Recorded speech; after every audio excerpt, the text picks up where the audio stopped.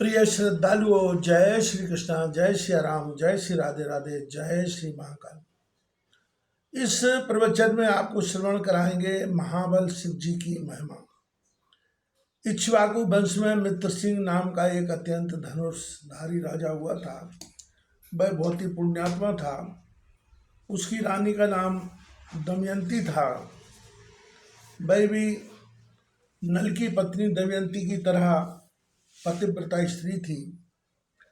एक दिन राजा मित्रसिंह शिकार हेतु सेना के साथ एक घने जंगल में गया। वहां उसने देखा कि कर्मठ नाम का दानव महात्मा मंडप को तंग कर रहा है। राजा ने अपने बाण से उस दानव को मौत के घाट उतार दिया। दानव के छोटे भाई ने राजा से बदला लेने का निश्चय कर लिया। बदला लेने के लिए उसने भेष बदलकर राजा के यहाँ नौकरी करने आया। वह राजा से बोला, मैं एक उत्तम रसोइया हूँ। सटरस व्यंजनों को बना बनाकर आपको तृप्त करता रहूंगा। राजा ने उस कपटी को अपना रसोइया बना लिया। एक दिन गुरु जयंती का पर्व आया। राजा ने गुरु वशिष्ठ को निमंत्रण भेजा। गुरुदेव नियत समय पर राजा के यहाँ पहुंच गए। उस कपटी रसोइये दानव ने अच्छा अवसर जानकर साग में मांस मिलाकर बना दिया तथा उस साग को वशिष्ठ जी के आगे परोस दिया। गुरुदेव उस साग को देखकर समझ गए कि इसमें मांस मिला हुआ है। इसलिए क्रोध में भरकर वे राजा से बोले, हे पापी दुष्ट राजा, तूने मुझे मांस युक्त साग परोसा है। मैं तुझे श्राप देता हूं कि तू दानव बन जा। श्राप देने के बाद मुनि वशिष्ठ सोचने लगे कि इसमें राजा का तो कोई दोषी नहीं है, वह तो कपटी रसोइया का अपराध है। इतना सोच विचार कर मुनि प्रसन्न होकर राजा से बोले, हे राजा, तुमने अपने रसोइये की नियुक्ति सोच समझकर नहीं की। यह तो एक दैत्य है, इसी का ही यह कार्य था। अब मेरा दिया श्राप तो हट नहीं सकता, परंतु तुम्हें 12 वर्ष तक राक्षस योनि में रहना पड़ेगा। इतना कहकर गुरु वशिष्ठ चले गए। श्राप के कारण राजा एक बड़ा भारी राक्षस बनकर वन में जीवों को मार मार कर खाने लगा।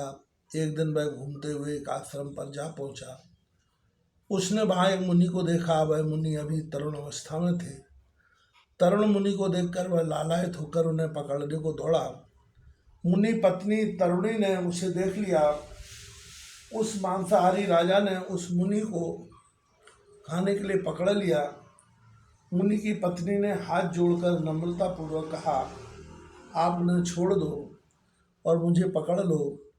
परंतु उस बूढ़े राक्षस ने बने राजा ने उसकी एक न सुनी और तरुण मुनि को फाड़कर खा गया और हड्डियों को इधर उधर फेंक कर चला गया।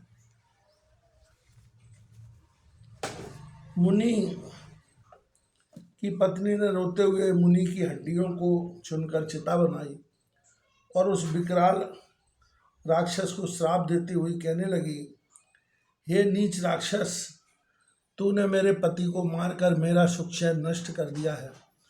अतः तू जब भी किसी स्त्री के साथ संभोग करेगा तभी तेरी मृत्यु हो जाएगी।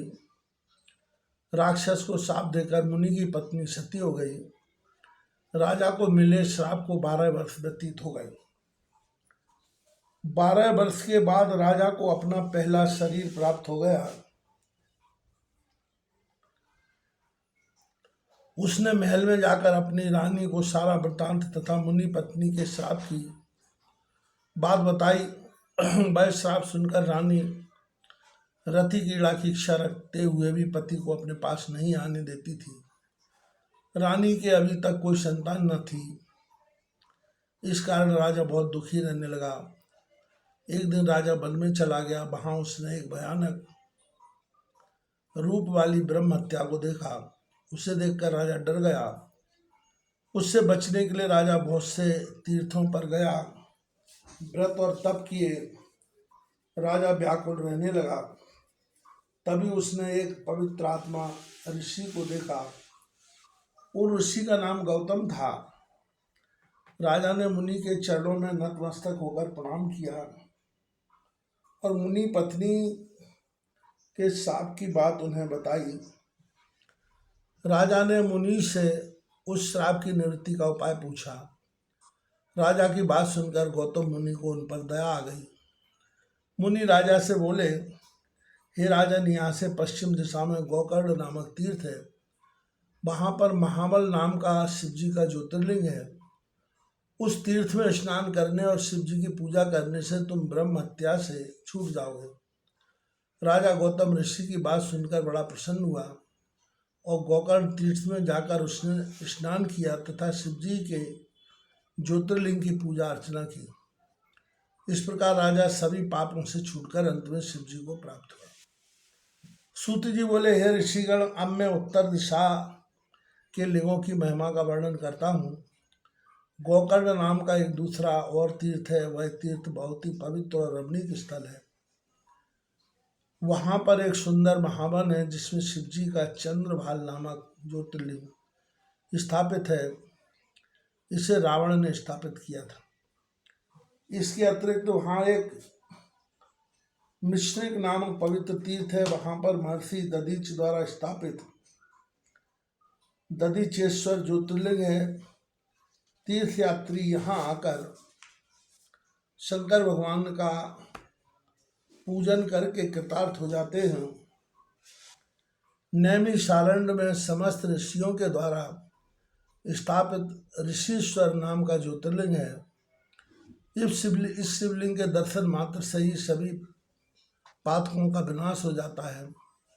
फिर हत्या नामक मुख्य तीर्थ है। यहाँ अध्यापय नाम का शिवलिंग है जो करोड़ों हत्याओं जैसे महापाप का शमन करता है। देवप्रयाग में सभी पापों के नाशक ललितेश्वर शिव जी का ज्योतिर्लिंग है। नेपाल में सब तरह के मनोरथों को पूर्ण करने वाला, केवल अपने सिर का ही दर्शन देने वाला पशुपतिनाथ नाम का ज्योतिर्लिंग स्थापित है।